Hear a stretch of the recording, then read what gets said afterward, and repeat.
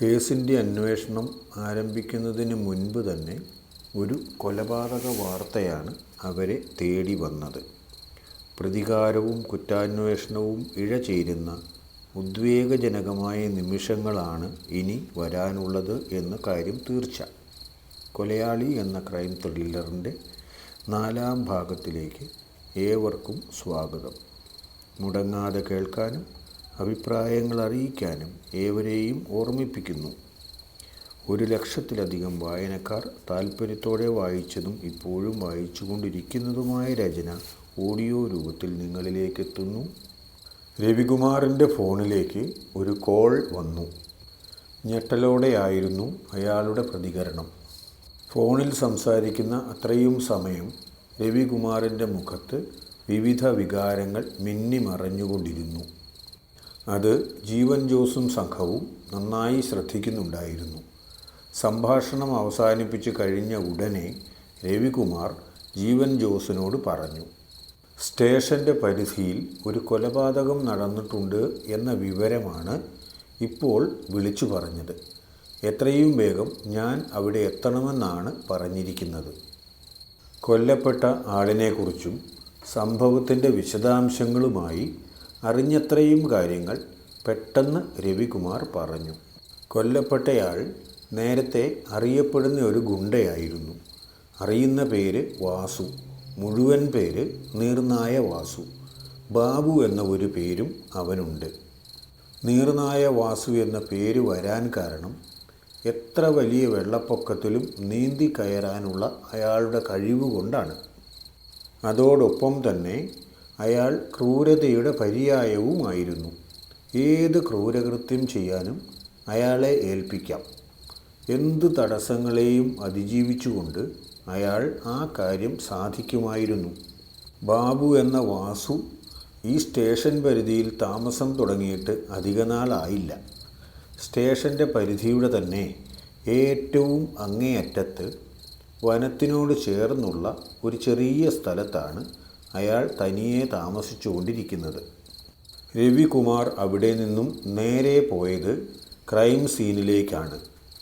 ജീവൻ ജോസിനും സംഘത്തിനും കുറേ സമയം ഫ്രീ ആയി ഉണ്ടായിരുന്നു താനും. അതുകൊണ്ട് രവികുമാറിൻ്റെ കൂടി താൽപ്പര്യാർത്ഥം സംഘം ആ കൂടെ പോയി.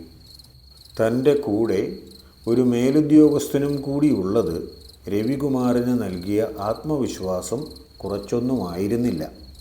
അവർ സ്ഥലത്തെത്തുമ്പോഴേക്കും വാസുവിൻ്റെ വീടിൻ്റെ കുറച്ച് ഇപ്പുറത്തായി കുറേ ആളുകൾ വന്നു കൂടി നിൽപ്പുണ്ടായിരുന്നു. അവരെല്ലാവരും അയാളുടെ കൊലപാതക വാർത്ത കേട്ടറിഞ്ഞിട്ട് വന്നതാണ്. ആരെയും വീടിൻ്റെ അടുത്തേക്ക് അടുപ്പിച്ചിട്ടില്ല. അവരുടെ വീടിൻ്റെ അടുത്തുവരെ വാഹനങ്ങൾ പോവുകയുമില്ല. വാഹനം നിർത്തി മുന്നോട്ട് നടന്ന ജീവൻ ജോസിൻ്റെയും സംഘത്തിൻ്റെയും മുൻപിലായി തന്നെ ഇൻസ്പെക്ടർ രവികുമാറും നടക്കുന്നുണ്ടായിരുന്നു. വിശാലമായ ഒരു പാറപ്രദേശത്തിൻ്റെ അങ്ങേ അറ്റത്താണ് ബാബുവിൻ്റെ ചെറിയ കുടിൽ. വിജനമാണ് ആ പ്രദേശം മുഴുവൻ.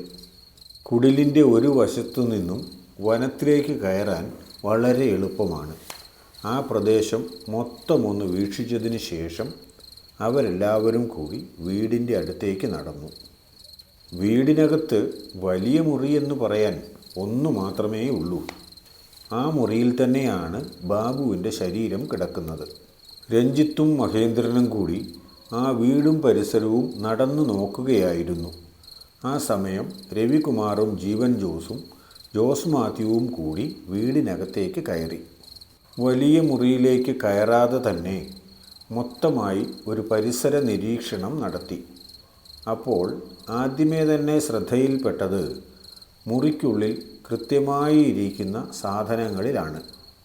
മുറിയിൽ കയറി തറയിലിരുന്ന് സൂക്ഷ്മമായി നോക്കിയപ്പോൾ പരന്നു കിടക്കുന്ന ചോരയുടെ ഒരരികിലായി ചോര കൊണ്ട് തന്നെ അടയാളപ്പെടുത്തിയ ചില അക്കങ്ങൾ ശ്രദ്ധയിൽപ്പെട്ടു. 1 എന്നെഴുതിയ അക്കം വളരെ വ്യക്തമായി കാണാം. അതിൻ്റെ താഴെയായി ചോര കൊണ്ട് തന്നെ ഒരു വര ഇട്ടിരിക്കുന്നു. അതിൻ്റെ അടിയിലായി 9 8 തോന്നാവുന്ന ഒരക്കം. ജീവൻ ജോസ് എഴുത്തിനെ വിവിധ കോണുകളിൽ നിന്ന് നോക്കി.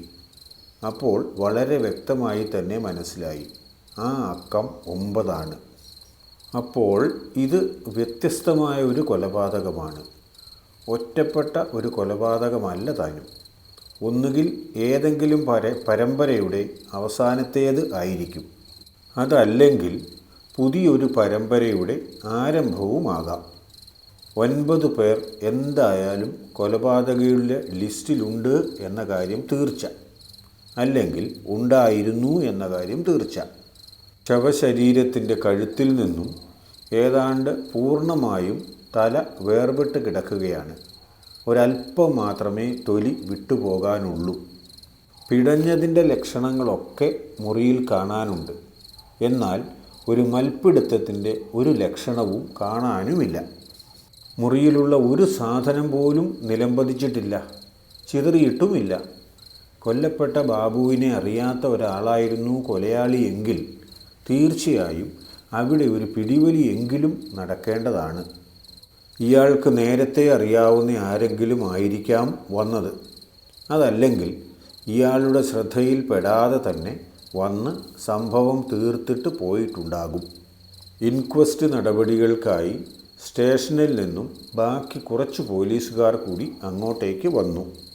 രവികുമാർ തൻ്റെ അഭിപ്രായം പതിയെ ജീവൻ ജോസിനോട് പറഞ്ഞു. ഇയാളുടെ ജീവിതത്തിൻ്റെ ചരിത്രം അന്വേഷിച്ചു നോക്കുമ്പോൾ ഇയാളോട് ദേഷ്യമുള്ള ധാരാളം ആളുകളുണ്ടാകും. അവരിൽ ആരെങ്കിലും ഒരാൾ വന്ന് പഴയ കണക്ക് തീർത്തതായിരിക്കും എന്നായിരുന്നു ഇവിടെ എത്തുന്നതിന് മുൻപ് വരെ ഉണ്ടായിരുന്ന നിഗമനം. പക്ഷേ ഇപ്പോൾ ആ നിഗമനത്തിന് മാറ്റം വരുത്തേണ്ടിയിരിക്കുന്നു. ഇതിൽ ഇയാൾ മാത്രമല്ല ഉൾപ്പെട്ടിരിക്കുന്നത്.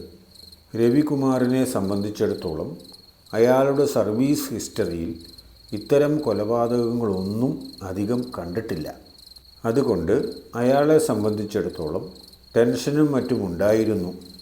കൂടെ തന്നെ ജീവൻ ജോസിനെ കിട്ടിയതുകൊണ്ട് കാര്യം കുറച്ച് എളുപ്പമായി.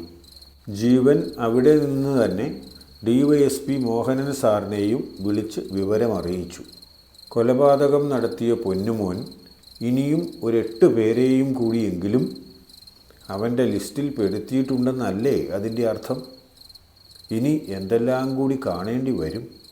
ചിലപ്പോൾ അന്വേഷണം വഴിതെറ്റിക്കാൻ വേണ്ടി അക്കമിട്ട് പോയതായിരിക്കും. അതല്ലെങ്കിൽ പിന്നെ സാർ പറഞ്ഞതുപോലെ ആയിരിക്കും. അവൻ ഒരു കൊലപാതക ശൃംഖല തന്നെ പ്ലാൻ ചെയ്തിട്ടുണ്ട്. കൃത്യമായ തിരക്കഥയോടു കൂടി തന്നെ നടത്തുന്നതാണെങ്കിൽ എളുപ്പത്തിലൊന്നും നമുക്ക് തടയാൻ കഴിയില്ല. നീ തൽക്കാലം അവിടെ നിൽക്ക്. നിന്റെ കേസിൻ്റെ അന്വേഷണം തുടങ്ങിയിട്ടില്ലല്ലോ.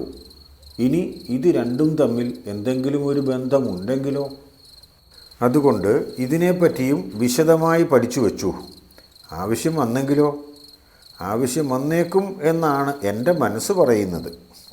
അപ്പോഴേക്കും സ്ഥലം സർക്കിൾ ഇൻസ്പെക്ടർ എബി മൈക്കിൾ അങ്ങോട്ടേക്ക് എത്തി. ജീവൻ ജോസും എബിയും ഒരേ ബാച്ചുകാരാണ്. സർക്കിൾ ഇൻസ്പെക്ടറായി പ്രമോഷൻ ലഭിച്ചതും ഒരേ ദിവസം തന്നെ. തൻ്റെ സുഹൃത്തിനെ ഇവിടെ കണ്ടപ്പോൾ എബിക്ക് അതിയായ സന്തോഷമുണ്ടായി. തൻ്റെ കണ്ടെത്തലുകൾ അതേപടി തന്നെ ജീവൻ എബിക്ക് കൈമാറി. അപ്പോഴേക്കും ചന്തമുക്ക് പോലീസ് സ്റ്റേഷനിൽ നിന്നും വളരെ പ്രധാനപ്പെട്ട ഒരു വിവരം ജീവൻ ജോസിൻ്റെ ഫോണിലേക്ക് വന്നു. ഇനി അതെന്തായിരിക്കും?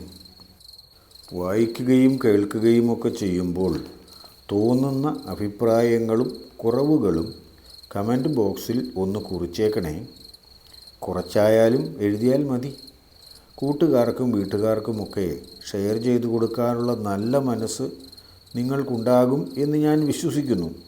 ഒന്ന് ലൈക്ക് ചെയ്ത് വിട്ടാൽ തന്നെ വലിയ ഉപകാരം. നാളെ അടുത്ത ഭാഗവുമായി വരുന്നത് വരെ എല്ലാവർക്കും നന്മ നേരുന്നു.